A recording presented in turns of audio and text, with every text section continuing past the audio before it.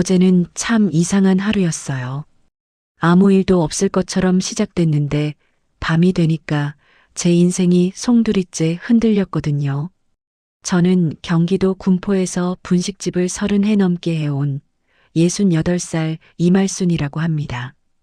남편은 오래전에 술김에 집 나가고 소식 한 번 없었어요. 그래서 혼자 힘으로 애들 키우면서 살아왔죠.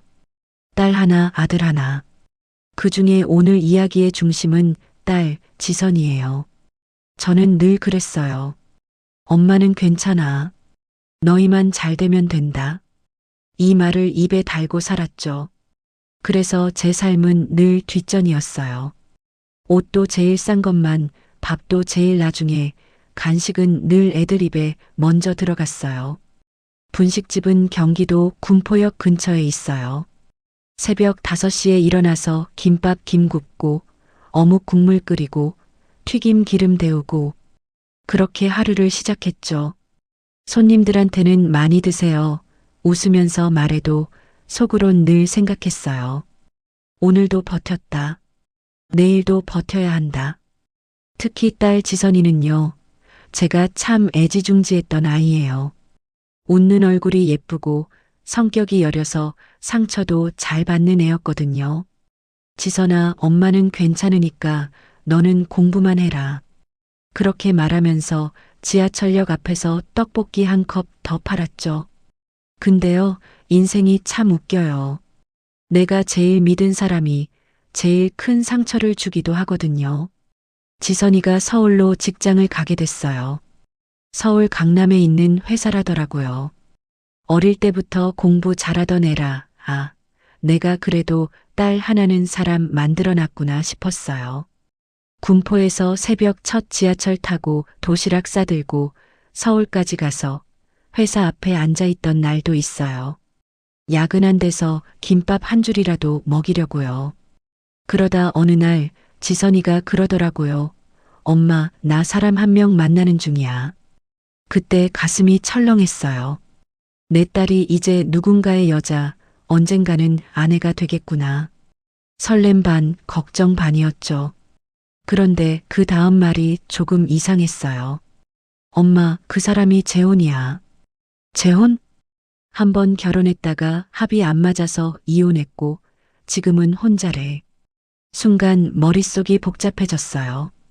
재혼이라고 하면 요즘 세상에 이상한 일은 아니지만 그래도 제 딸이 겪을 험한 길이 떠올랐거든요. 그래서 물었어요. 지선아, 너는 괜찮겠니? 응, 엄마. 나 이제 30 넘었어. 나도 남의 말보다 내 마음이 중요해. 그 사람은 뭐 하는 사람이래? 서울 쪽에서 투자 관련 일 한다는데 자세한 건 나도 더 알아보는 중이야. 서울 투자. 솔직히 그 말이 좀 신경 쓰였어요. 어디서 많이 들어본 말 같지 않아요? 돈 얘기가 끼면 꼭 일이 꼬이더라고요. 그래도 딸 앞에서 그런 티를 못 냈죠. 그래, 내가 좋으면 엄마도 좋다. 역시 우리 엄마 최고야. 그날 밤 분식집 마감하고 혼자 국물 끓이면서 속으로 계속 중얼거렸어요. 제발, 제발 나쁜 사람만 아니게 해주세요. 우리 딸만 상처 안 받게 해주세요. 시간이 지나고 사위를 처음 만나는 날이 왔어요. 서울 강남 쪽 한 식당에서 보기로 했어요. 저는 군포에서 전철 타고 일부러 1시간 일찍 도착했죠. 혹시라도 늦을까봐. 사위 될 사람 재혁이는 깔끔하게 차려입고 왔어요. 장모님, 처음 뵙겠습니다. 서울에서 일하는 강재혁이라고 합니다. 예. 먼 길 오느라 고생 많았어요. 말투는 공손했고 웃는 얼굴도 나쁘지 않았어요. 근데 눈빛이요. 그 눈빛이 사람을 바라보는 게 아니라 상대를 평가하는 느낌이었어요. 뭐랄까, 계산이 돌아가는 눈. 지선이가 늘 말씀드리던 이말순 여사님. 여사님은 무슨 그냥 분식집 아줌마죠. 아닙니다. 요즘 시대에 혼자 애들 키워서 서울까지 보내신 게 어디 쉽습니까? 진짜 대단하신 거예요. 입으로는 참 예쁜 말을 했어요. 근데 말끝이 조금씩 가볍게 느껴졌어요. 칭찬이라기보다 상황 파악하는 멘트 같았거든요. 그래도 딸이 좋아하니 저도 웃어야 했죠. 엄마, 오빠 착하지? 응, 말은 잘하네. 장모님, 제가 지선이 평생 책임질 겁니다. 그 말이 참, 그땐 고맙게만 들렸어요. 근데 지금 생각하면 제일 무서운 말이었어요. 책임을 진다는 사람이 결국 우리를 어떻게 만들었는지. 결혼은 서울에서 했어요. 강남 예식장이라고 저는 평생 처음 가보는 화려한 곳이었죠. 하객들 옷도 번쩍번쩍, 꽃장식, 음악, 사진 찍는 사람들까지. 그 안에서 시골 분식집 아줌마인 저는 조금 작아졌어요. 그래도 딸을 보는데, 하얀 드레스 입고 들어오는 지선을 보는데 눈물이 막 나더라고요. 지선아, 엄마가 여기까지 데려다 줬다. 이제는 내가 내 인생 잘 살아야 한다. 마음속으로 그렇게 말했죠. 결혼 초반엔 그래도 자주 내려왔어요. 서울에서 군포까지 차로 1시간 남짓이니까요. 엄마, 김밥 포장 좀 해줘. 오빠랑 먹게.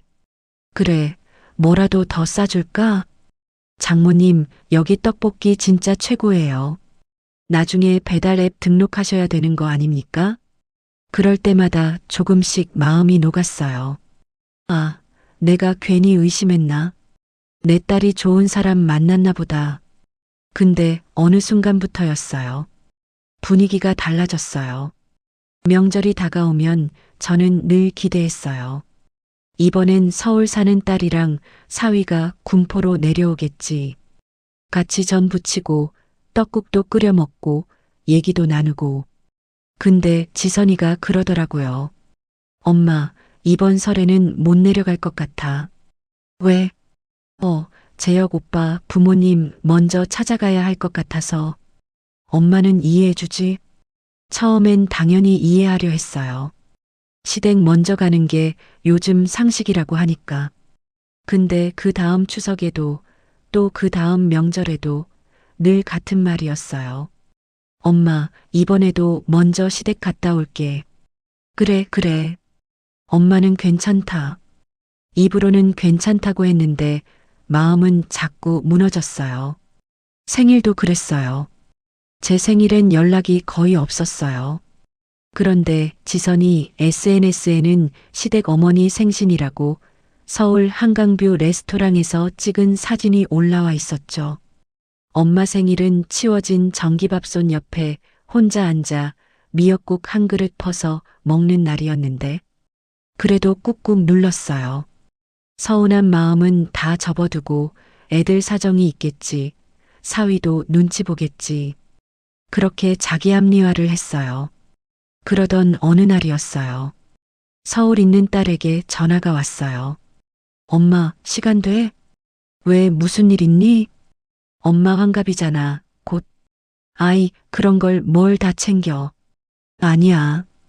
이번엔 엄마가 주인공이야. 그 말에 가슴이 쿵했어요. 우리 엄마 여행 보내드리려고. 여행? 응. 서울에서 출발하는 국내 온천 패키지 있거든. 경기도 쪽도 돌고 강원도도 갔다 오는 거. 재혁 오빠가 알아봤어. 저는 솔직히 귀를 의심했어요. 내 생일을 제대로 챙겨본 적도 없는 애들이 갑자기 여행을 보내준다고 하니까요. 안 그래도 입으로는 그랬어요. 아이고, 그런 거 안 해도 된다. 아니야, 엄마. 이제 엄마도 좀 쉬어야지. 장모님, 분식집도 잠깐 직원 써서 맡겨두시고 다녀오시죠. 인생이 일만 하라고 있는 건 아니니까요. 말은 참 달콤했어요. 근데 그때 이상한 기분이 스쳤어요. 어쩐지 너무 친절하고 너무 급하게 밀어붙이는 느낌.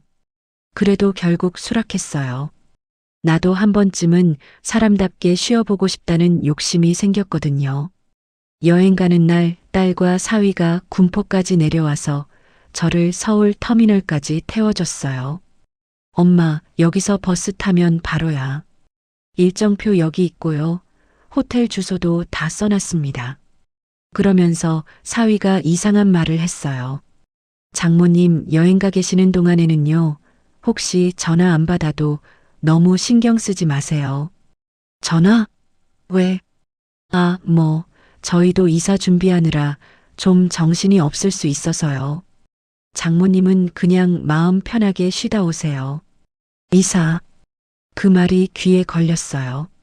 막상 떠나려고 보니까 가슴이 콕콕 쑤시듯 불안했어요. 그런데도 에이, 내가 너무 예민한가 보다. 애들이 일부러 나쁜 짓 하겠어? 이렇게 스스로를 달랬죠. 서울에서 출발한 버스는 경기도 온천이랑 강원도 쪽까지 돌아보는 코스였어요. 처음 타보는 관광버스. 처음 받아보는 호텔 조식 쿠폰. 저는 그게 너무 낯설면서도 좋았어요. 나도 이런 걸 누려도 되나? 욕탕에 몸을 담그고 눈을 감으면서 속으로 얼마나 많이 중얼거렸는지 몰라요. 첫날은 경기도 이천 쪽 온천에 갔어요. 뜨거운 물에 발을 담그고 앉아 있는데 옆에 계신 할머니가 말을 걸더라고요. 혼자 오셨어요? 네, 딸이 보내줬어요. 그래요? 효녀네. 요즘 자식들이 부모 신경 쓰는 게 어디 쉬운데. 효녀. 그 말이 가슴에 콕 박혔어요. 그래, 우리 지선이도 효녀지. 엄마 환갑에 이렇게 여행까지 보내주는데. 근데 왜일까요? 자꾸 불안한 거예요. 뭔가 놓치고 온 것 같고, 뭔가 잘못된 것 같고. 저녁 먹고 호텔방에 들어왔어요. 침대에 누워서 천장을 보는데 지선이 얼굴이 자꾸 떠올랐어요. 전화를 걸어볼까? 근데 사위가 그랬잖아요. 전화 안 받아도 신경 쓰지 말라고. 그래도 참을 수가 없었어요. 핸드폰을 꺼내서 지선이 번호를 눌렀어요. 뚜루루루, 뚜루루루. 연결이 안 됐어요. 신호만 가고 받질 않았어요. 한 번 더 걸었어요. 또 안 받았어요. 가슴이 답답해지기 시작했어요. 왜 안 받지? 무슨 일 있나? 아니면 정말 바쁜 건가? 다음 날도 마찬가지였어요. 강원도 속초 쪽으로 이동하는 버스 안에서도 바닷가 걷는 동안에도 자꾸 핸드폰만 들여다봤어요. 문자라도 보낼까? 엄마야. 잘 지내니? 여행은 잘 다녀오고 있어. 걱정 마. 보냈는데 답장이 없었어요. 읽음 표시도 안 떴어요. 이상했어요. 지선이는 원래 핸드폰을 손에서 안 놓는 애거든요. 회사 일도 있고 친구들이랑 연락도 자주 하고 그런 애가 엄마 연락을 이틀째 씹는다고? 셋째 날 밤이었어요. 호텔 침대에 누워서 잠을 청하는데 도저히 잠이 안 왔어요. 뒤척이다가 벌떡 일어나 앉았어요. 안 되겠다. 집에 전화라도 해봐야겠다. 집 전화번호를 눌렀어요. 우리 집 유선 전화. 거의 안 쓰는 거지만 혹시나 하는 마음에. 뚜루루루, 뚜루루루. 신호만 가고 아무도 안 받았어요. 분식집 전화도 걸어봤어요. 가게 안에 있는 구식 전화기. 뚜루루루, 뚜루루루. 역시 아무도 안 받았어요. 그때부터 심장이 빠르게 뛰기 시작했어요. 뭔가 잘못됐어. 뭔가 크게 잘못됐어. 다음 날 아침 일정대로라면 강원도 정동진 쪽을 둘러보고 서울로 돌아가는 날이었어요. 근데 저는 가이드한테 말했어요. 저 중간에 내릴 수 있나요? 네. 일정이 다 짜여 있는데요. 급한 일이 생겨서요. 제발 좀 내려주세요. 가이드가 난처한 표정을 지었지만 제 얼굴이 심각했는지 결국 고속도로 휴게소에 세워졌어요. 할머니, 정말 괜찮으세요? 어떻게 가실 건데요? 괜찮아요. 여기서 시외버스 타면 돼요. 캐리어를 끌고 휴게소에 내렸어요. 사람들이 다 쳐다봤어요. 관광버스에서 혼자 내리는 늙은 여자. 이상하게 보였겠죠. 근데 그런 거 신경 쓸 겨를이 없었어요. 휴게소에서 군포 가는 버스를 알아보고 2번 갈아타서 겨우 집 근처까지 왔어요. 저녁 6시쯤이었어요. 해가 지고 골목길에 가로등이 하나둘 켜지기 시작했어요. 캐리어 바퀴 소리가 골목에 울렸어요. 드르륵, 드르륵. 분식집이 보였어요. 근데 불이 꺼져 있었어요. 문도 닫혀 있었어요. 이상했어요. 이 시간이면 저녁 장사 한창의 시간인데 가게 앞에 섰어요. 유리문 너머로 안을 들여다봤어요. 텅 비어 있었어요. 김밥 말던 도마도 없고 냉장고도 비어 있고 의자들이 다 쌓여 있었어요. 손으로 문을 잡아당겼어요. 잠겨 있었어요. 뭐야? 이게 무슨 일이야? 옆 가게 아줌마가 지나가다가 저를 봤어요. 어머, 말순 씨. 언제 오셨어요? 방금요. 근데 우리 가게가 왜 이래요? 아, 그거요? 며칠 전에 짐 싸가더라고요. 짐을 싸가? 네. 딸이랑 사위 왔었나 봐요. 트럭 대고 막 실어 가던데. 머리가 하얘졌어요. 딸이랑 사위가 가게 짐을 싸갔다고? 그게 언제였어요? 글쎄, 사나흘 전 말순 씨 여행 간 사이에 그랬나 봐요. 다리에 힘이 풀렸어요. 캐리어 손잡이를 꽉 쥐고 있지 않았으면 그 자리에 주저앉았을 거예요. 집으로 가야 했어요. 집에 가서 확인해야 했어요. 골목을 걸었어요. 평소에 10분이면 갈 거리가 1시간처럼 느껴졌어요. 현관문 앞에 섰어요. 비밀번호를 누르는 손이 떨렸어요. 1025. 삑. 빨간 불. 다시 눌렀어요. 1025. 삑. 또 빨간 불. 심장이 미친 듯이 뛰었어요. 안 돼. 안 돼. 이건 아니야. 3번째 눌렀을 때도 문은 열리지 않았어요. 그때 안에서 인기척이 나더니 처음 보는 남자가 문을 쑥 열고 나왔어요. 네. 누구세요? 말이 안 나왔어요. 목구멍이 막힌 것처럼. 여기가 이말순 집인데요. 아, 그럼 이전 소유주분이시네요. 여기 이제 저희 집입니다. 이전 소유주. 그 말이 제 귀를 세게 후려쳤어요. 저는요, 그 자리에서 캐리어 손잡이를 놓치고 그대로 주저앉아 버렸어요. 제 집이 아니라고요? 골목 바닥에 주저앉아서 한참을 울었어요. 지나가는 사람들이 쳐다봤지만 신경 쓸 여유가 없었어요. 30해를 산 집이 제 집이 아니래요. 이게 말이 됩니까? 낯선 남자는 난처한 표정으로 서 있다가 문을 닫고 들어가 버렸어요. 찰칵 잠기는 소리가 들렸어요. 제가 평생 드나들던 그 문이 이제 제 문이 아니었어요. 캐리어를 일으켜 세우고 비틀거리며 일어났어요. 어디로 가야 하지? 갈 곳이 없었어요. 핸드폰을 꺼냈어요. 지선이 번호를 눌렀어요. 뚜루루루, 뚜루루루. 고객님의 전화를 받을 수 없습니다. 또 눌렀어요. 또 그 멘트만 나왔어요. 사위 재혁한테도 전화했어요. 역시 안 받았어요. 손이 떨려서 핸드폰을 떨어뜨릴 뻔했어요. 왜 안 받아? 왜 다들 안 받는 거야? 문자를 보냈어요. 지선아, 엄마야. 집이 왜 이래? 무슨 일이니? 전화 좀 해라. 보냈는데 답이 없었어요. 읽음 표시도 안 떴어요. 아들한테도 전화했어요. 지선이 오빠인 민수. 서울에서 직장 다니는 애. 다행히 3번째 신호에서 받았어요. 엄마, 민수야. 엄마야. 왜 무슨 일이야? 너 누나 연락되니? 누나? 아니, 나도 요즘 연락 안 돼. 우리 집이 이상해. 비밀번호가 안 맞고 모르는 사람이 살고 있어. 뭐? 그게 무슨 소리야? 엄마도 모르겠어. 너 지금 어디니? 나 회사야. 야근 중이고. 그럼 내일이라도 엄마 좀 보러 와줄 수 있니? 잠깐 침묵이 흘렀어요. 엄마, 나 내일 지방 출장이야. 다음 주에 가능할 것 같은데. 다음 주? 응. 미안. 급한 건 아니지? 급한 게 아니냐고요. 제 집을 잃어버렸는데. 근데 입 밖으로는 그 말이 안 나왔어요. 그래, 알았다. 조심해서 다녀와.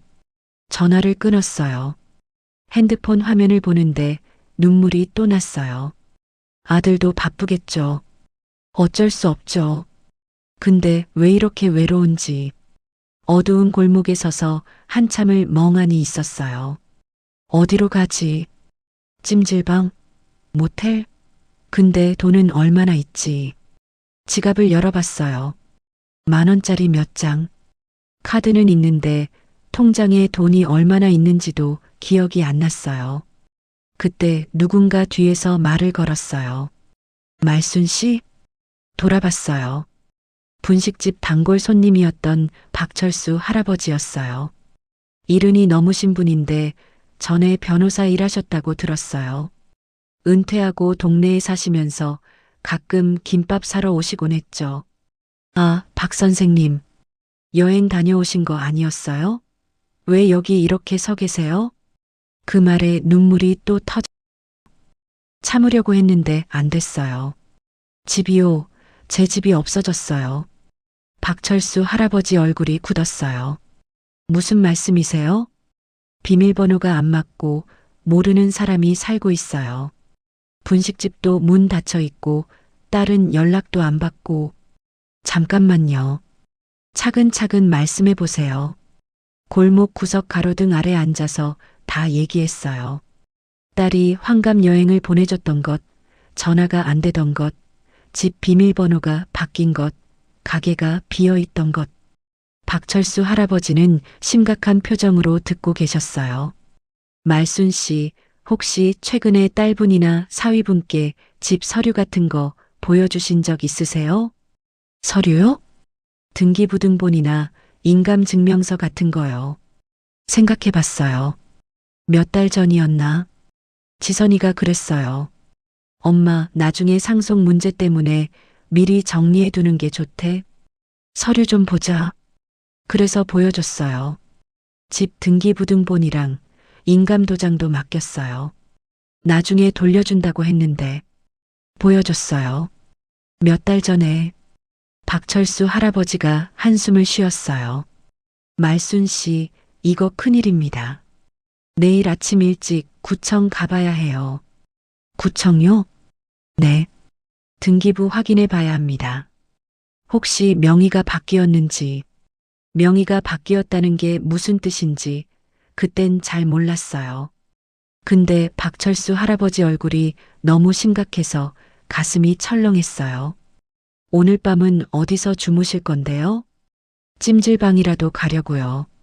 그러지 마시고 우리 집에서 주무세요. 제 와이프도 말순 씨 잘 아니까 괜찮을 거예요. 아니에요. 어떻게 그럴 수가. 지금 혼자 두면 제가 마음이 안 놓입니다. 일단 오늘 밤 푹 쉬시고 내일 같이 구청 갑시다.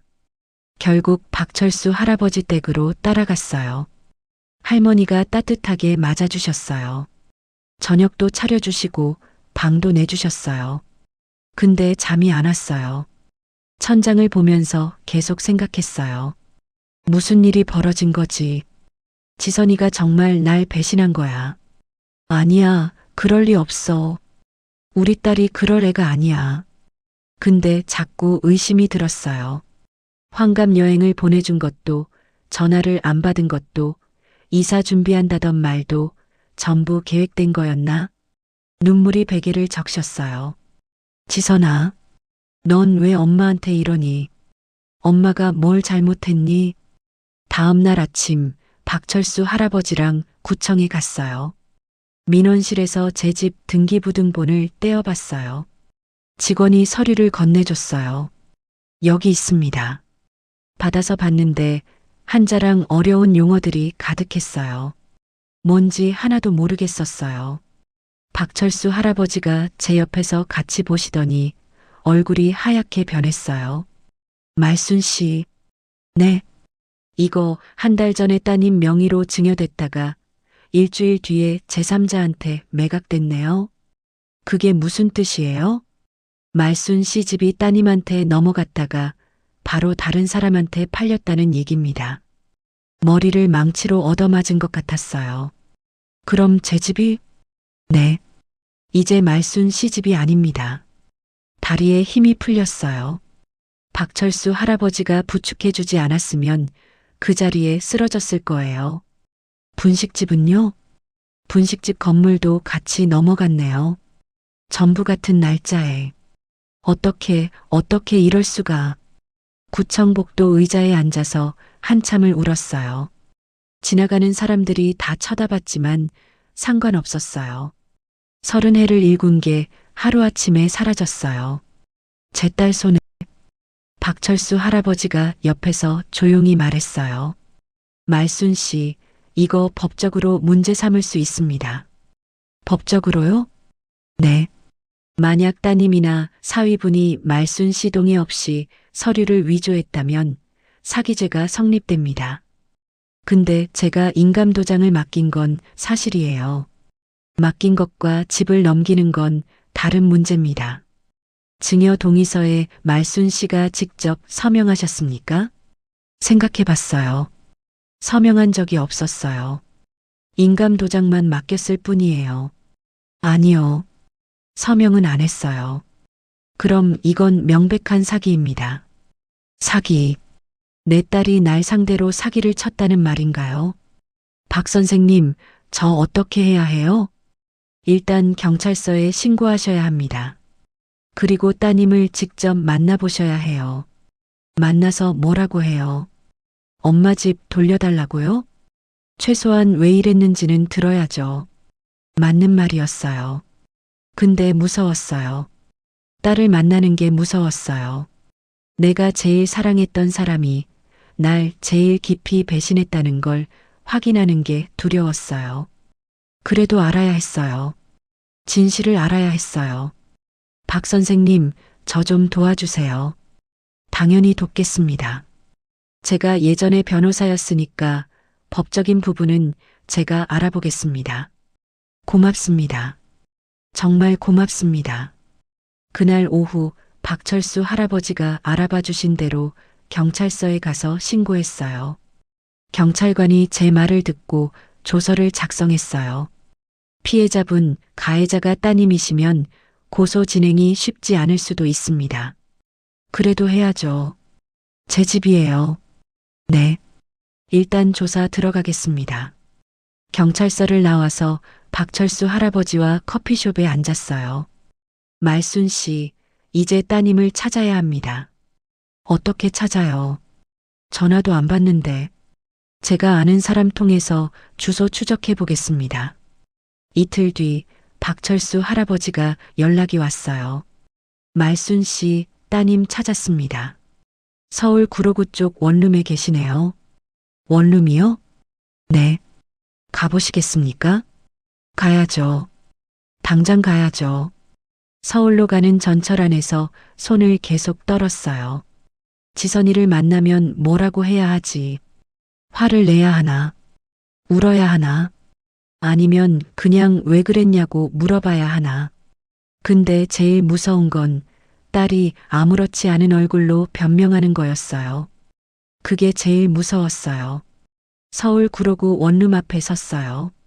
낡은 빌라 2층이었어요. 페인트가 벗겨진 철문, 녹슨 계단, 복도에 쌓인 택배 상자들. 이게 우리 지선이가 사는 곳이라고요? 강남 회사 다니고 멋진 남편 만나서 잘 산다던 애가? 박철수 할아버지가 옆에서 조용히 말했어요. 말순 씨, 준비되셨어요? 모르겠어요. 근데 해야죠. 초인종을 눌렀어요. 딩동. 안에서 인기척이 들렸어요. 발소리가 가까워지더니 문이 열렸어요. 지선이었어요. 우리 딸이었어요. 근데 너무 달라져 있었어요. 머리는 푸석푸석, 얼굴은 헬쑥, 눈 밑엔 다크서클이 가득했어요. 집에서 입는 낡은 트레이닝복 차림이었고요. 엄마, 지선이 얼굴이 하얗게 변했어요. 지선아, 왜 여기 왔어? 왜 왔냐고? 엄마가 왜 왔는지 너 정말 모르니? 지선이 문을 닫으려고 했어요. 근데 제가 손으로 막았어요. 지선아, 엄마랑 얘기 좀 하자. 지금 바빠. 나중에. 넌 지금까지도 계속 나중이라고 했잖아. 전화도 안 받고 문자도 안 보고. 엄마, 제발. 지금은 안 돼. 박철수 할아버지가 조심스럽게 말했어요. 따님, 저는 어머님 도와드리는 사람입니다. 짧게만 얘기하고 가겠습니다. 지선이 시선이 박철수 할아버지한테 갔어요. 잠깐 망설이더니 결국 문을 열었어요. 들어와요. 원룸 안은 좁았어요. 싱크대, 작은 테이블, 바닥에 깔린 이불. 창문으로 들어오는 햇빛도 약했어요. 지선이는 테이블에 앉았어요. 저도 맞은편에 앉았어요. 박철수 할아버지는 문 근처에 서 계셨어요. 한참 침묵이 흘렀어요. 지선이가 먼저 입을 열었어요. 엄마, 미안해. 미안하다고? 응, 정말 미안해. 그게 다니? 미안하다는 게 다야? 지선이가 고개를 숙였어요. 엄마 집, 내가 넘긴 거 맞아. 가슴이 철렁했어요. 직접 듣는 건 달랐어요. 알고 있었지만 딸 입에서 직접 나오는 그 말은 칼이었어요. 왜 그랬어? 재혁 오빠가 빚이 있었어. 빚? 투자 사기를 당했대. 아니, 투자 사기를 쳤는지도 몰라. 나도 정확히는 모르겠어. 지선이 목소리가 떨렸어요. 처음엔 조금만 빌린다고 했어. 곧 갚을 수 있다고. 근데 점점 불어났어. 2천만 원, 5천만 원, 1억. 1억? 응. 1억 넘게 빚이 생겼어.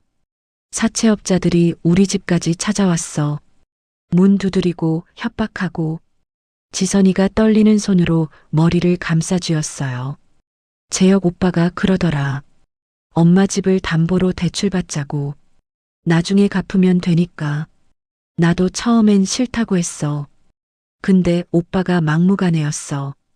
그래서 엄마한테 인감도장 달라고 한 거야? 응. 너 서명도 했니? 증여 동의서에? 지선이 고개를 끄덕였어요. 했어. 엄마 도장 찍고 내가 서명했어. 박철수 할아버지가 조용히 물었어요. 따님, 그럼 어머님께 동의를 구하셨습니까? 아니요. 왜요? 말하면 안 된다고 할 거 알았으니까. 제 입에서 한숨이 새어나왔어요. 지선아, 엄마가 그렇게 믿을 수 없는 사람이었니? 아니야. 그게 아니라. 그럼 뭐야? 엄마한테 말도 없이 집을 빼앗아가는 게 맞는 거야? 지선이 울기 시작했어요. 엄마, 나도 어쩔 수 없었어. 정말 어쩔 수 없었어.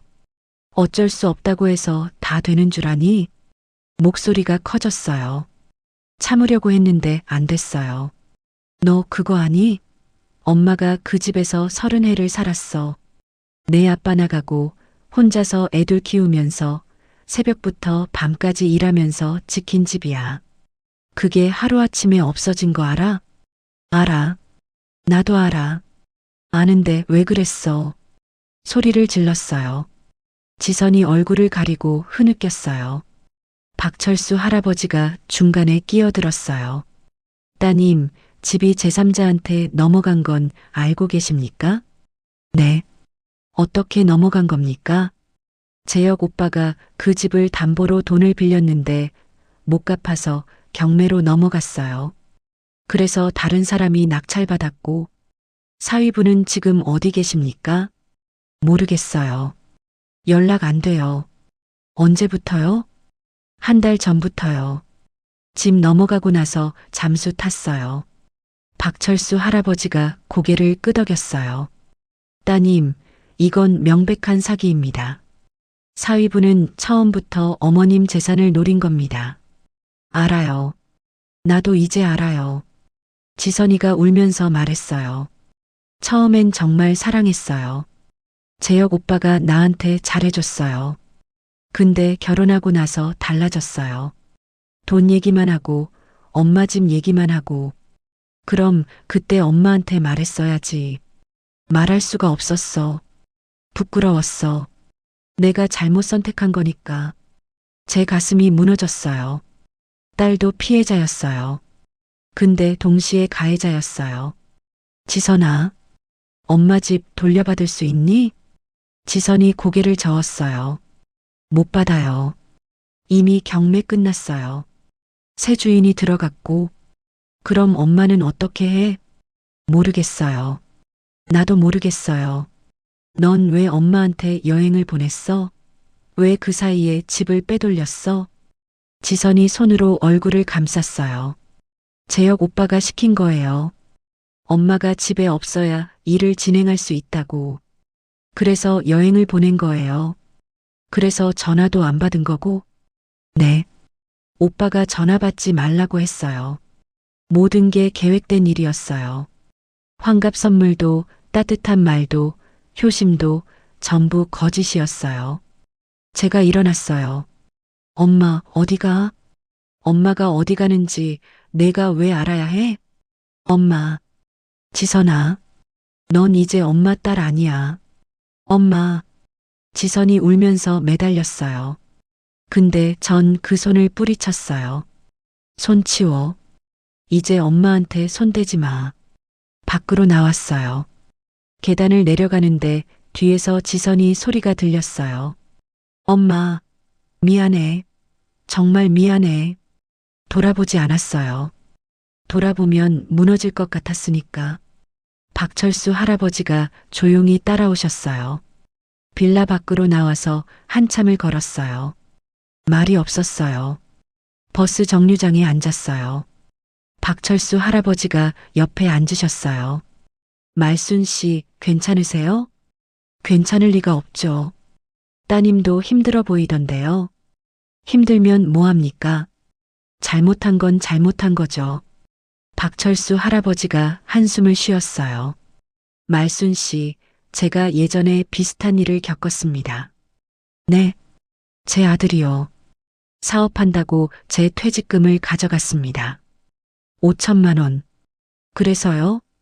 날려먹었습니다. 1년도 안 돼서. 그리고 연락 끊었습니다. 지금도요? 네. 10년째 연락 안 합니다. 박철수 할아버지 목소리가 떨렸어요. 처음엔 원망했습니다. 어떻게 자식이 부모한테 이럴 수 있나? 근데 세월이 지나니까 알겠더라고요. 그 애도 힘들었을 거라고. 그래서 용서하셨어요? 용서는 못했습니다. 근데 이해는 했습니다. 그 애도 절박했을 거라고. 저는 고개를 저었어요. 전 이해 못하겠어요. 절박하면 부모 집 빼앗아도 되는 겁니까? 아닙니다. 절대 안 되죠. 근데 말순 씨, 그 원망 안고 평생 사시려고요? 그럼 어떻게 해요? 법으로 해결할 건 해결하고 마음은 놓으셔야죠. 마음을 놓는다고 놓아지나요? 박철수 할아버지가 제 손을 잡았어요. 말순 씨, 저랑 같이 싸웁시다. 법적으로 할 수 있는 건 다 해봅시다. 사위 찾아서 고소하고 사기죄로 처벌받게 하고 재산이라도 일부 회수합시다. 그게 가능해요? 해봐야 합니다. 근데 안 해보면 후회합니다. 맞는 말이었어요. 이대로 주저앉을 수는 없었어요. 박 선생님 도와주세요. 당연히 돕겠습니다. 끝까지 같이 가겠습니다. 그날부터 박철수 할아버지와 본격적으로 움직이기 시작했어요. 경찰서에 추가 진술하고 변호사 상담받고 사위 재혁의 행적을 추적했어요. 일주일 뒤 재혁의 위치를 찾았어요. 부산 쪽에 숨어 있었어요. 경찰이 체포했고 서울로 압송됐어요. 조사 결과 재혁은 여러 사람을 상대로 투자 사기를 친 전과가 있었어요. 제 집만 가져간 게 아니었어요. 재판이 시작됐어요. 법정에 섰어요. 재혁이 피고석에 앉아 있었어요. 딱 한 번 눈이 마주쳤는데 그는 고개를 돌렸어요. 판사가 물었어요. 피해자분, 하실 말씀 있으십니까? 네. 떨리는 목소리로 말했어요. 저는 평생 분식집 하나로 살아왔습니다. 딸 둘 키우고 집 한 채 지키고 그게 제 전부였습니다. 근데 그걸 다 잃었습니다. 제 딸 사위 손에 목이 메었어요. 집 돌려받고 싶습니다. 제가 살던 곳으로 돌아가고 싶습니다. 재판은 길었어요. 석 달이 걸렸어요. 그 사이 저는 박철수 할아버지 댁 작은 방에서 지냈어요. 재판이 진행되는 동안 저는 매일 법원에 갔어요. 방청석에 앉아서 재혁을 바라봤어요. 저 사람이 우리 가족을 망친 사람이구나. 근데 제일 아픈 건 제 딸도 공범이었다는 거예요. 지선이도 증인으로 출석했어요. 법정에 들어오는 딸을 보는데 가슴이 찢어지는 것 같았어요. 더 야위었고 더 작아 보였어요. 변호사가 물었어요. 증인은 피고 강재혁과 어떤 관계입니까? 배우자입니다. 증인은 이말순 씨의 딸입니다. 증인, 이번 사건에 대해 알고 계셨습니까? 지선이 고개를 숙였어요. 네. 어느 정도까지 알고 계셨습니까? 전부 알고 있었습니다. 법정이 술렁였어요. 방청석에서 작은 소리들이 났어요. 판사가 망치를 두드렸어요. 정숙. 변호사가 계속 물었어요. 증인, 어머님께 동의를 구했습니까? 아니요. 왜 구하지 않으셨습니까? 지선이 울먹였어요. 말하면 안 된다고 할 거라서요.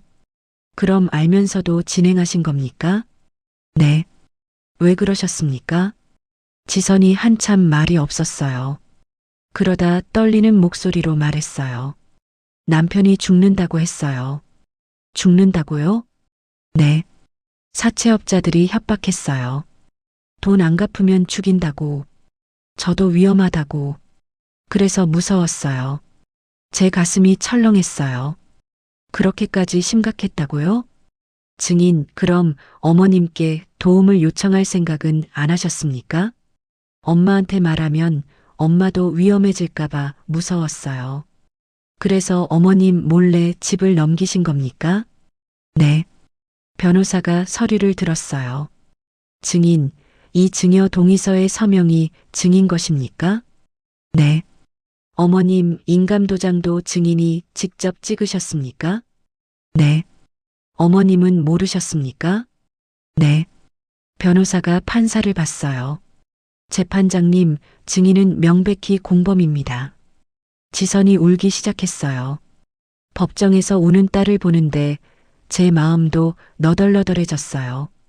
판사가 물었어요. 증인, 지금이라도 할 말이 있습니까? 지선이 제 쪽을 봤어요. 눈이 마주쳤어요. 딸의 눈에서 눈물이 주르륵 흘렀어요. 엄마, 미안해요. 정말 미안해요. 저는 고개를 돌렸어요. 볼 수가 없었어요. 재판이 끝나고 복도로 나왔어요. 지선이 뒤따라왔어요. 엄마, 하지 마. 말 걸지 마. 엄마, 나 잠깐만. 할 말 없어. 엄마, 제발. 지선이 제 팔을 잡았어요. 전 그 손을 뿌리쳤어요. 손 치우라고 했잖아. 엄마, 나도 힘들었어. 정말 힘들었어. 힘든 건 너만 그래? 엄마는 안 힘들었을 것 같아? 목소리가 커졌어요. 복도에 있던 사람들이 쳐다봤어요. 너 그거 아니? 엄마가 너 키울 때 얼마나 힘들었는지. 새벽 5시에 일어나서 밤 11시까지 일했어. 손이 부르트고 허리가 끊어질 것 같아도 참았어. 왜? 너 잘 되라고. 너 공부시키려고. 알아. 나도 알아. 아는데 왜 그랬어? 왜 엄마한테 그랬어? 소리를 질렀어요. 지선이 주저앉았어요. 바닥에 무릎 꿇고 울었어요. 엄마, 미안해. 잘못했어. 죽을 죄 지었어. 죽을 죄면 죽어. 이제 엄마 앞에 나타나지 마. 돌아섰어요. 뒤에서 지선이 우는 소리가 들렸지만 걸음을 멈추지 않았어요. 박철수 할아버지가 기다리고 계셨어요. 말순 씨, 박 선생님, 저 더 이상 못하겠어요. 뭐요? 재판, 법정, 딸 보는 거 전부 다. 너무 힘들어요. 조금만 더 버티세요. 곧 판결 나옵니다. 판결 나면 뭐합니까? 제 집은 안 돌아와요. 박철수 할아버지가 제 어깨를 잡았어요.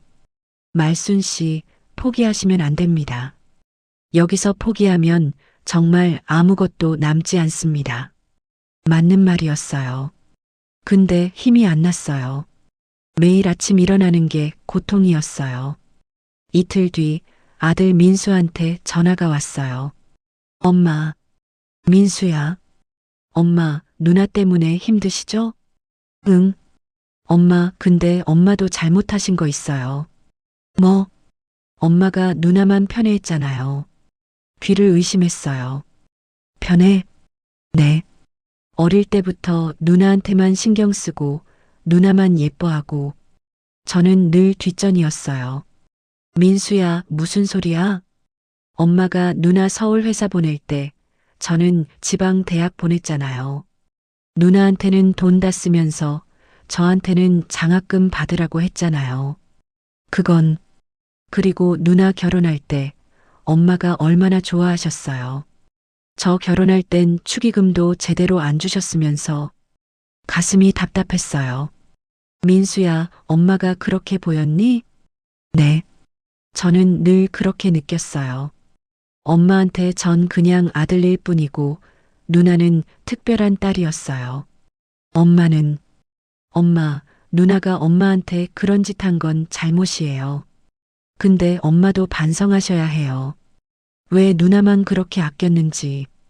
전화가 끊겼어요. 핸드폰을 든 채로 멍하니 서 있었어요. 내가 정말 지선이만 편애한 걸까? 민수한테 소홀했던 걸까? 생각해 봤어요. 지선이가 어릴 때 성격이 여리고 울음도 잘 울어서 제가 더 신경 썼던 건 맞아요.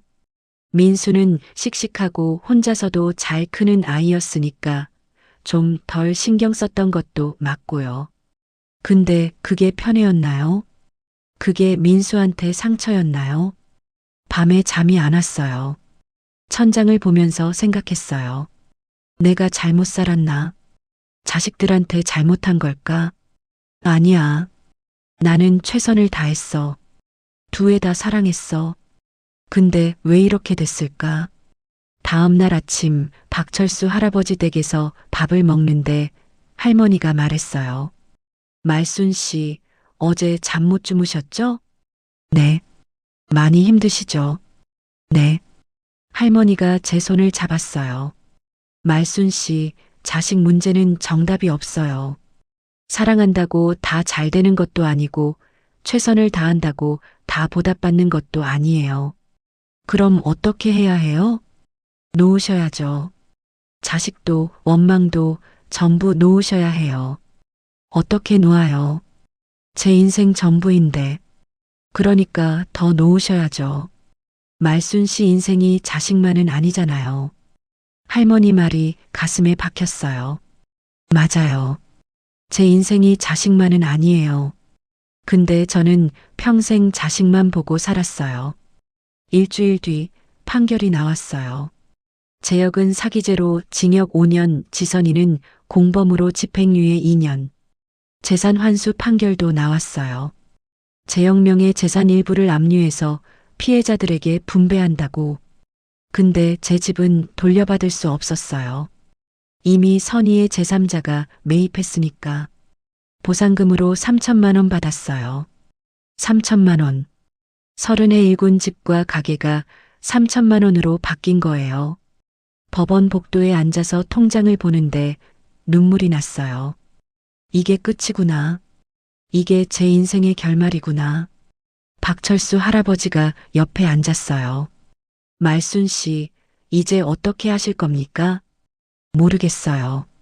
그냥 어디 가서 죽고 싶어요. 그러지 마세요. 박 선생님, 전 이제 아무것도 없어요. 집도 없고, 가게도 없고, 자식도 없어요. 말순 씨는 있습니다. 네, 말순 씨 자신이 있잖아요. 68살 아직 젊어요. 다시 시작할 수 있어요. 다시 시작이요? 네. 3천만 원 있으면 작은 김밥 노점이라도 할 수 있어요. 거기서부터 다시 시작하면 돼요. 이 나이에요? 나이가 뭐가 중요합니까? 살아있으면 되는 거죠. 박철수 할아버지가 웃었어요. 말순 씨, 저도 예순의 변호사 그만두고 방황했습니다. 아들한테 배신당하고 삶의 의미를 잃었죠. 근데 살다 보니까 알겠더라고요. 인생은 자식을 위한 게 아니라 나를 위한 거라는 걸. 제 눈에서 눈물이 흘렀어요. 박 선생님, 저도 그렇게 생각할 수 있을까요? 할 수 있습니다. 시간이 필요하겠지만 반드시 할 수 있습니다. 그날 밤 오랜만에 잠이 왔어요. 꿈을 꿨어요. 어린 지선이가 나오는 꿈이었어요. 웃으면서 엄마 엄마 하고 부르는 꿈. 근데 꿈속에서도 저는 알았어요. 그 아이는 이제 없다는 걸. 그때의 지선이는 이미 사라졌다는 걸. 판결이 난 지 일주일 뒤였어요. 저는 박철수 할아버지 도움으로 군포역 근처에 작은 방 하나를 얻었어요. 고시원 같은 곳이었어요. 창문도 작고 화장실도 공동이고 부엌도 없었어요. 근데 제 처지에 뭘 바라겠어요. 짐을 풀면서 생각했어요. 이게 내 새 집이구나. 30에 살던 집에서 이제 이 작은 방이 제 전부구나. 3천만 원으로 작은 김밥 노점을 준비했어요. 중고 리어카 하나 사고 김밥 재료 사고 냄비랑 도마랑 칼 샀어요. 남은 돈은 통장에 넣어뒀어요. 박철수 할아버지가 노점 장소도 알아봐 주셨어요.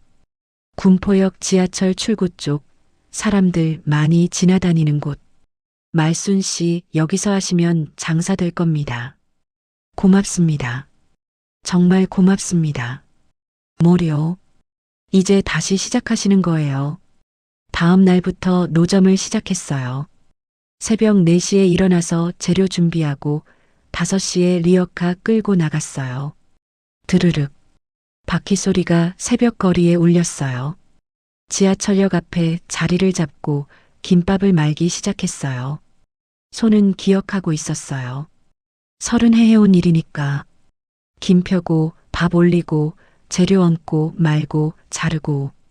첫 손님이 왔어요. 김밥 한 줄 주세요. 네, 잠깐만요. 김밥을 싸서 건넸어요. 2,500원 받았어요. 손에 쥔 돈이 따뜻했어요.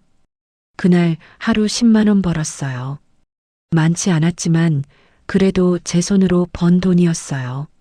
며칠이 지나고 단골 손님들이 생기기 시작했어요. 할머니, 여기 김밥 맛있어요. 고맙습니다. 할머니, 힘내세요. 그런 말 한마디가 위로가 됐어요. 근데 몸이 예전 같지 않았어요. 아침에 일어나면 허리가 쑤셨어요. 무릎도 아팠어요. 손가락 관절도 부어올랐어요. 그래도 참고 일했어요. 쉬면 안 됐어요. 쉬면 돈이 안 들어왔으니까. 한 달쯤 지났을 때였어요. 노점을 하고 있는데 누군가 다가왔어요. 돌아봤더니 민수였어요. 제 아들. 엄마. 민수야. 엄마, 여기서 이러고 계셨어요? 응. 이제 이게 엄마 일이야. 민수가 리어카를 보고 김밥을 보고 저를 봤어요. 눈빛이 복잡했어요. 엄마, 이게 뭐 하시는 거예요? 김밥 팔고 있잖아. 아니, 그게 아니라. 왜 이렇게까지라니? 이게 엄마가 할 수 있는 일이야. 민수가 한숨을 쉬었어요. 엄마, 그래도 이건 너무한 거 아니에요. 이 나이에 노점을 하시다니. 그럼 어떻게 해? 집도 없는데. 엄마가 누나한테 너무 많이 주셔서 그렇게 된 거잖아요. 그 말에 가슴이 철렁했어요. 민수야, 무슨 소리야? 엄마, 저는 어릴 때부터 느꼈어요. 엄마가 누나만 사랑하신다는 거. 저는 늘 뒷전이었어요. 민수야. 그래서 전 엄마한테 기대 안 했어요. 누나처럼 응석 부리지도 않았고 도움 청하지도 않았어요. 혼자 다 해결했어요. 엄마는 너도 사랑했어. 말로만요. 실제로는 누나한테만 다 해주셨잖아요. 민수 목소리가 높아졌어요. 지나가는 사람들이 쳐다봤어요. 그래서 이렇게 된 거예요. 엄마가 누나만 챙기니까 누나는 버릇없이 자랐고 결국 엄마한테 그런 짓을 한 거예요. 민수야, 그만해. 전 이제 엄마 안 도울 거예요. 누나한테 다 주셨으니까 누나가 책임지면 되죠. 민수야. 민수가 돌아섰어요. 걸어가는 뒷모습을 보는데 눈물이 났어요. 내가 정말 그렇게 살았나? 지선이만 사랑하고 민수는 외면했나? 노점을 접고 방으로 돌아왔어요. 좁은 방에 앉아서 울었어요. 두 자식 모두한테 버림받은 기분이었어요. 밤이 되고 누워 있는데 가슴이 답답했어요. 숨이 잘 안 쉬어졌어요. 식은땀이 났어요. 심장이 이상했어요. 두근두근 빠르게 뛰다가 갑자기 멈추는 것 같았어요. 핸드폰을 집으려고 손을 뻗었는데 힘이 없었어요. 손이 떨렸어요. 이러다 죽는 건 아닐까? 이 좁은 방에서 혼자 죽는 건 아닐까? 무서웠어요. 죽음이 무섭다기보다 혼자 죽는 게 무서웠어요. 아무도 모르게 아무도 찾지 않는 곳에서 겨우 핸드폰을 잡았어요. 119를 눌렀어요. 어디가 불편하십니까? 가슴이요. 숨이 안 쉬어져요. 주소 말씀해 주세요. 주소를 말했어요. 그리고 눈을 감았어요. 깨어나 보니 병원이었어요. 하얀 천장, 소독약 냄새, 삑삑거리는 기계 소리. 간호사가 왔어요. 할머니, 깨어나셨네요. 괜찮으세요? 여기가 어디예요? 병원이에요. 응급실로 오셨어요. 무슨 일이었어요? 과로와 스트레스로 심장에 무리가 왔대요. 조금만 늦었으면 큰일 날 뻔했어요. 심장. 제 심장이 멈출 뻔했다고요. 보호자 연락처 있으세요? 아니요. 가족은요? 없어요. 간호사가 안타까운 표정을 지었어요. 혼자 계세요? 네. 병실로 옮겨졌어요. 사람 병실이었어요. 옆 침대엔 다른 할머니가 누워 계셨고 그 옆엔 가족들이 와 있었어요. 딸로 보이는 여자가 할머니한테 과일을 깎아주고 있었어요. 아들로 보이는 남자는 의사와 얘기하고 있었어요. 저는 혼자였어요. 아무도 없었어요. 이틀째 되던 날 박철수 할아버지가 오셨어요. 말순 씨, 왜 연락을 안 하셨어요? 어떻게 알고 오셨어요? 병원에서 연락 왔어요. 응급 연락처에 제 번호 적어 놓으셨더라고요. 아, 그랬나요? 말순 씨, 많이 힘드셨죠? 눈물이 났어요. 박철수 할아버지 얼굴을 보니까 참았던 게 터졌어요. 박 선생님, 전 이제 정말 아무것도 없어요. 집도 없고 자식도 없고 건강도 없어요. 말순 씨, 왜 이렇게 됐을까요? 제가 뭘 잘못했길래. 박철수 할아버지가 제 손을 잡았어요. 말순 씨, 잘못한 거 없어요. 아니에요. 전 자식들 제대로 키우지도 못했어요. 지선이는 저를 배신했고 민수는 저를 원망해요. 그건 자식들이 미성숙한 겁니다. 말순 씨 잘못이 아니에요. 근데 왜 이렇게 외로울까요? 왜 이렇게 슬플까요? 외롭고 슬픈 게 당연합니다. 그런 일을 겪으셨는데 박철수 할아버지가 한숨을 쉬었어요. 말순 씨, 제가 예전에 말씀드렸죠. 저도 아들한테 배신당했다고. 네. 그때 전 병원에 입원했습니다. 말순 씨처럼. 그래서 어떻게 하셨어요? 버텼습니다. 그냥 하루하루 버텼어요. 처음엔 죽고 싶었지만 죽지 않았어요. 살아야겠다는 생각은 없었지만 그냥 살았어요. 그렇게 사는 게 의미가 있나요? 있습니다. 나중에 보면 의미가 생겨요. 박철수 할아버지가 웃었어요. 말순 씨, 지금은 모르시겠지만 언젠가 이 시간도 지나갈 겁니다. 그리고 말순 씨는 새로운 삶을 사실 거예요. 전 자신이 없어요. 자신 없어도 됩니다. 그냥 하루만 더 살면 돼요. 내일은 내일 생각하고. 그날 밤 잠이 안 왔어요. 창밖을 보는데 달이 떠 있었어요. 동그란 보름달. 달을 보면서 생각했어요. 나도 저 달처럼 계속 돌고 있구나. 차고, 기울고, 다시 차고. 그렇게 반복하면서 살고 있구나. 병원에서 일주일 있다가 퇴원했어요. 의사가 말했어요. 할머니, 무리하시면 안 돼요. 심장이 약해졌어요. 알겠습니다.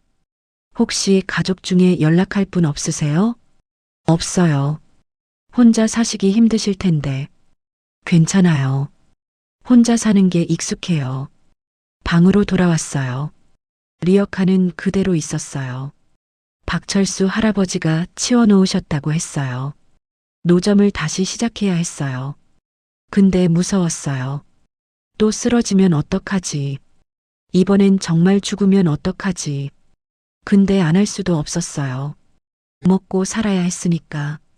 다음날 새벽 다시 리어카를 끌고 나갔어요. 드르륵. 바퀴 소리가 외로웠어요. 지하철역 앞에 자리 잡고 김밥을 말기 시작했어요. 손은 떨렸지만 계속 움직였어요. 첫 손님이 왔어요. 김밥 한 줄 주세요. 네. 김밥을 건네면서 생각했어요. 이게 제 인생이구나.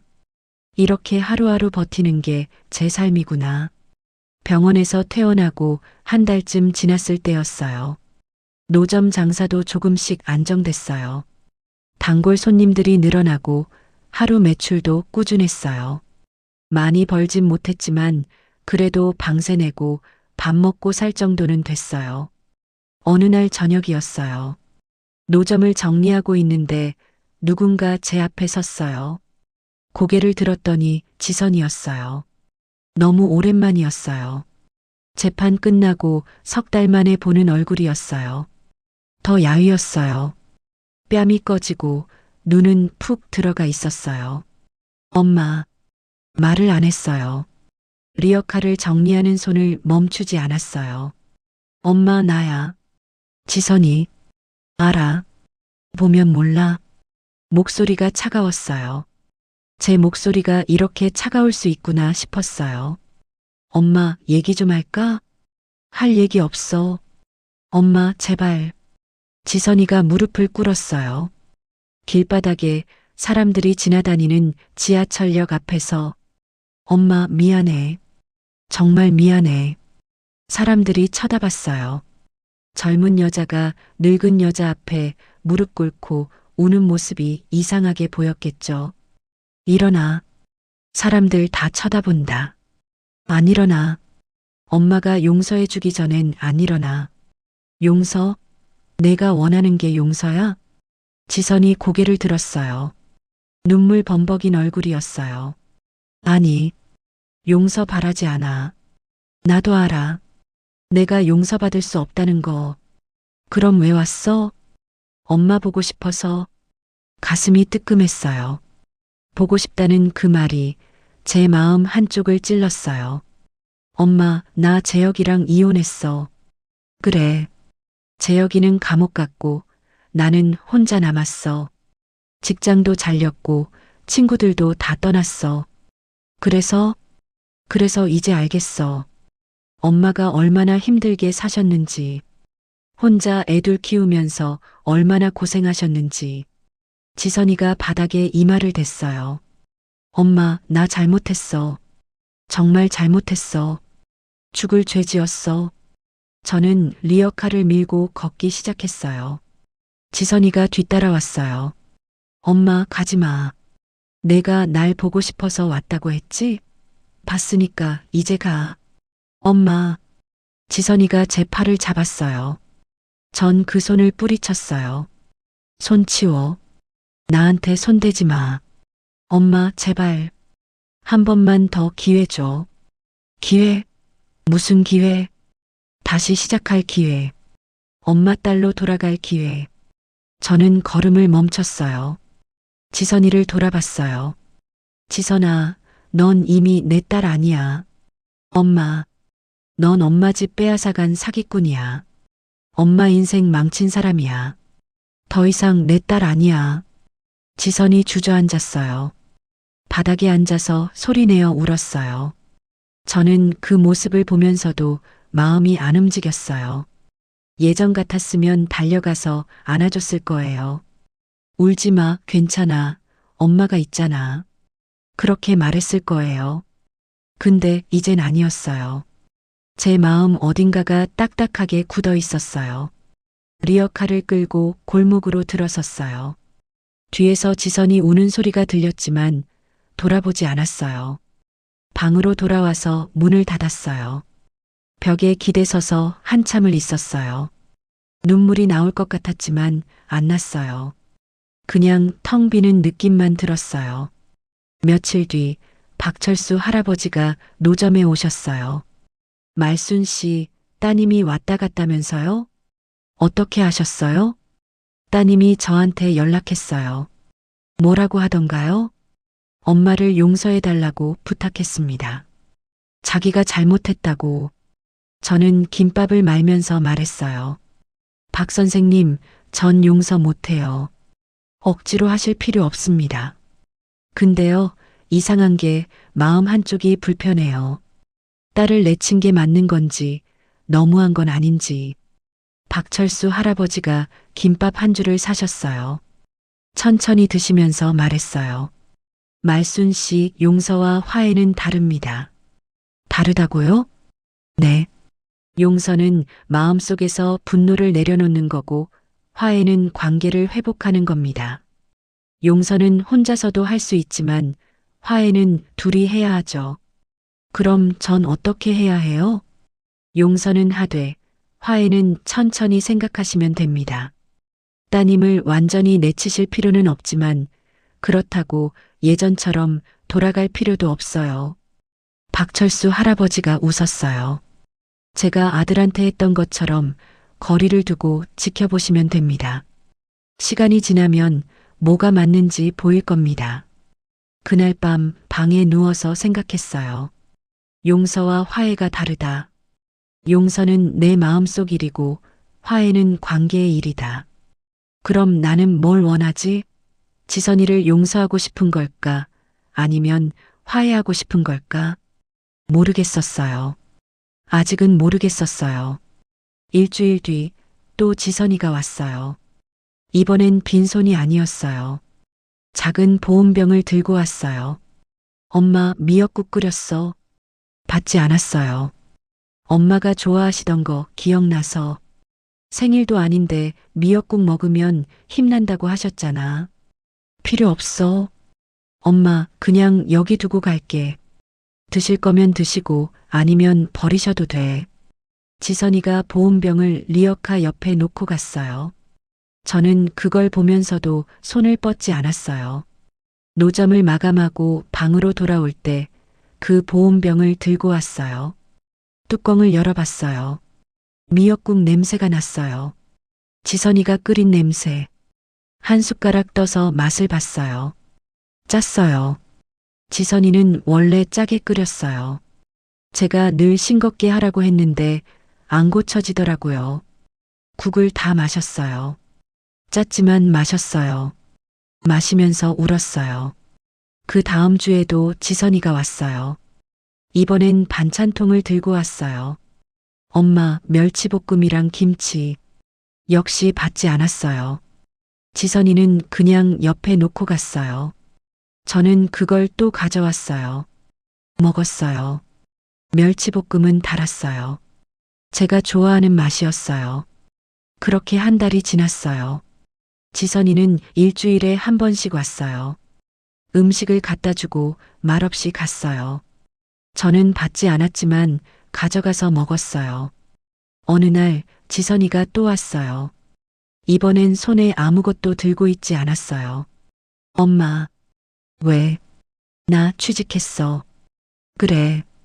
편의점 알바인데 그래도 일은 일이잖아. 돈 벌면 엄마한테 드릴게. 필요 없어. 아니야. 줄 거야. 엄마 집 빼앗아 간 거 조금씩이라도 갚을 거야. 지선이 눈에 눈물이 고였어요. 엄마, 나 정말 반성하고 있어. 매일 후회해. 엄마한테 어떻게 그럴 수 있었는지. 저는 김밥을 말면서 조용히 물었어요. 지선아, 넌 진짜 후회하니? 아니면 엄마한테 용서받고 싶어서 그러는 거니? 지선이 한참 말이 없었어요. 둘 다야. 진짜 후회도 하고 용서도 받고 싶어. 솔직하네. 엄마, 나 거짓말 안 할래. 이제 거짓말 안 할 거야. 제가 김밥을 자르는 손을 멈췄어요. 지선이를 봤어요. 지선아, 엄마가 말해줄게. 엄마는 너를 용서할 수 없어. 지선이 얼굴이 굳었어요.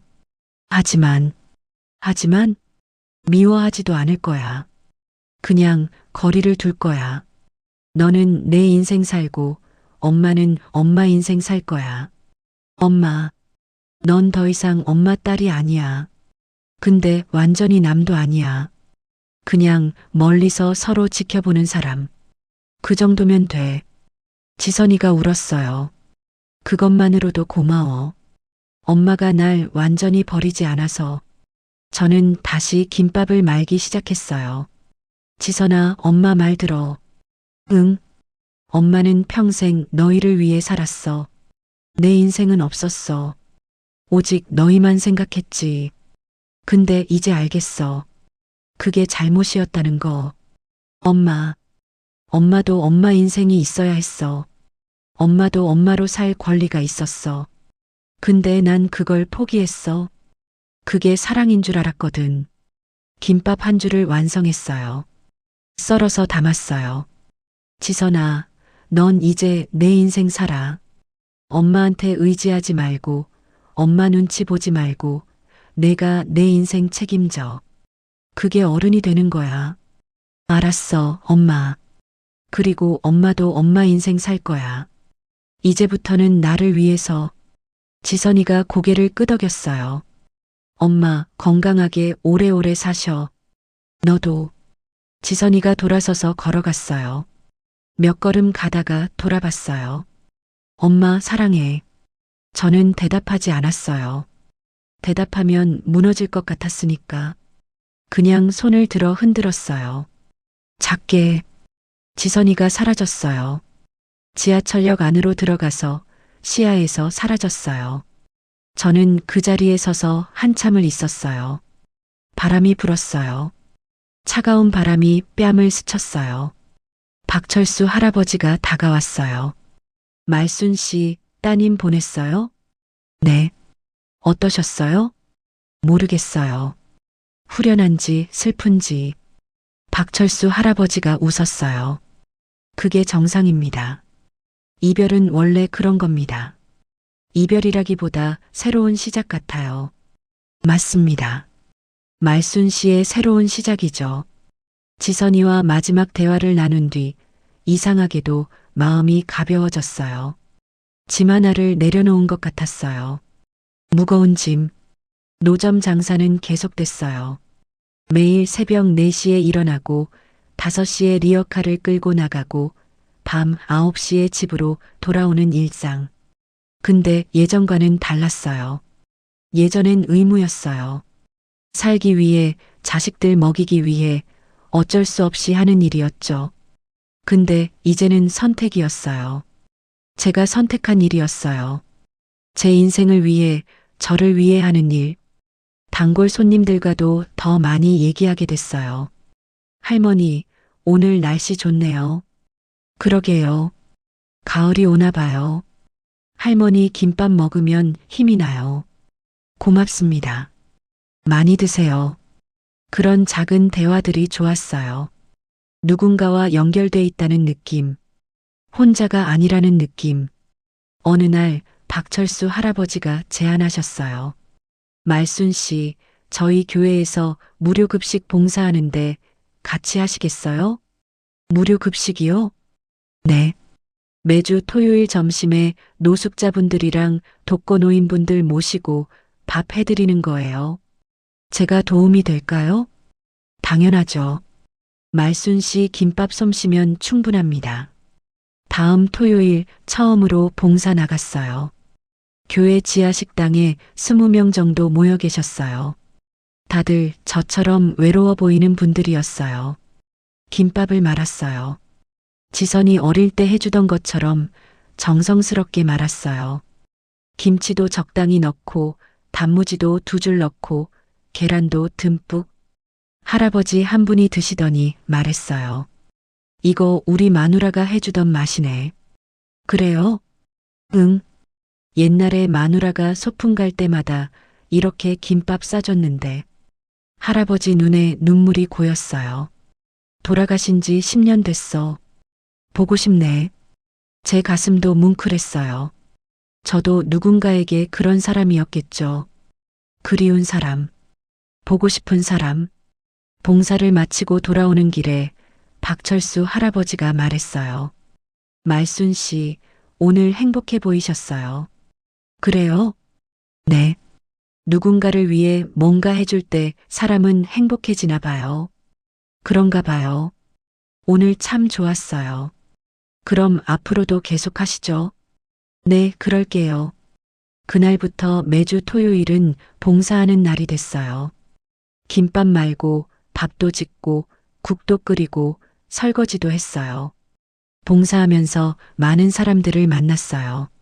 저처럼 자식한테 버림받은 분도 계셨고 평생 혼자 사신 분도 계셨고 가족이 있어도 외로운 분도 계셨어요. 다들 각자의 사연이 있었어요.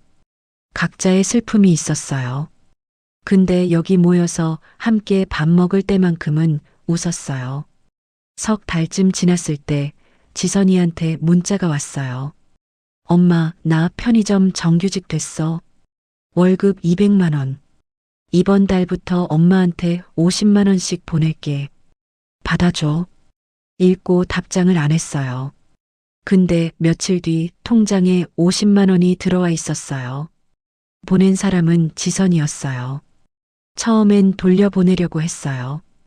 근데 박철수 할아버지가 말했어요. 받으세요.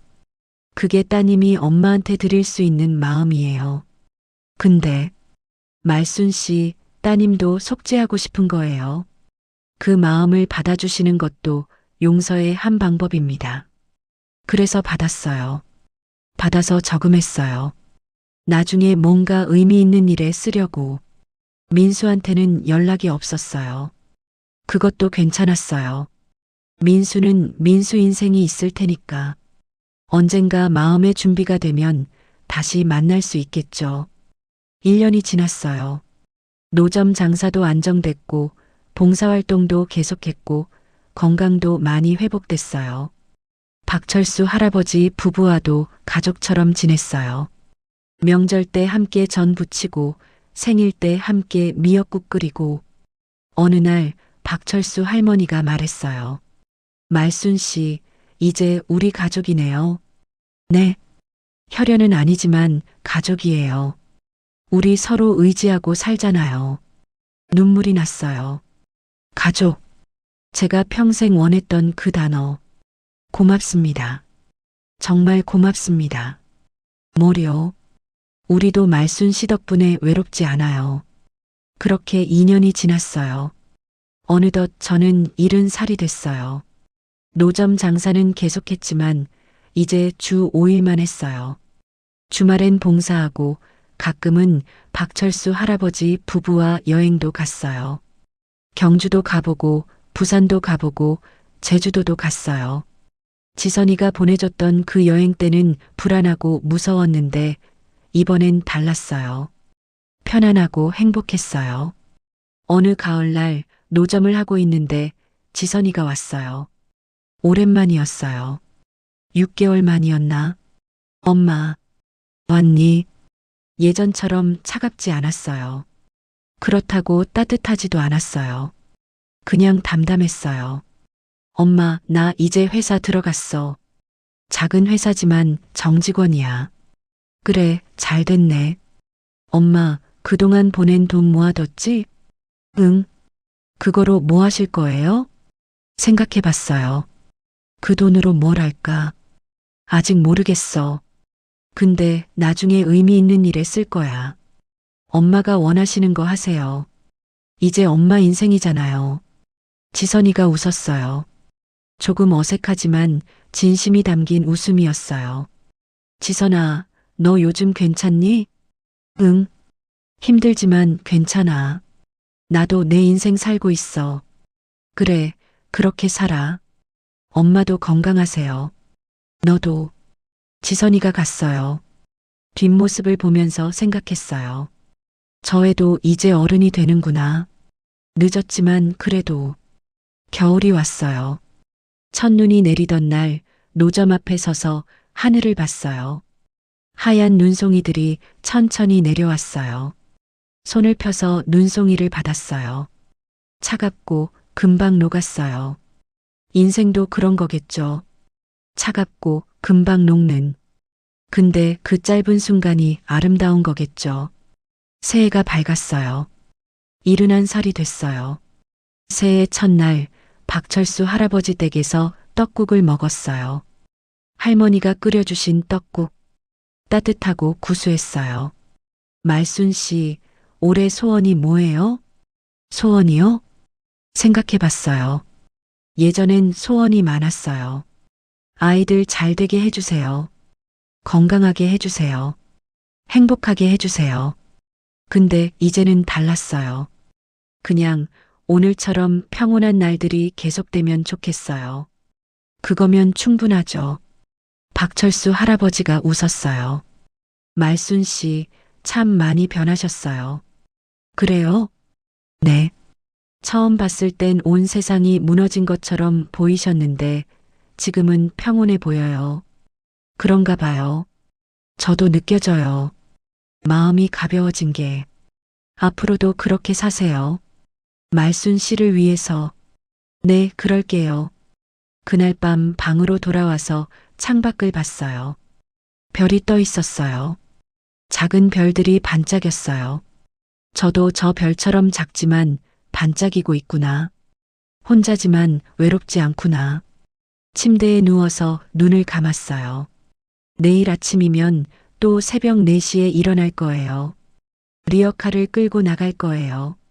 김밥을 말 거예요. 근데 이제는 무겁지 않아요.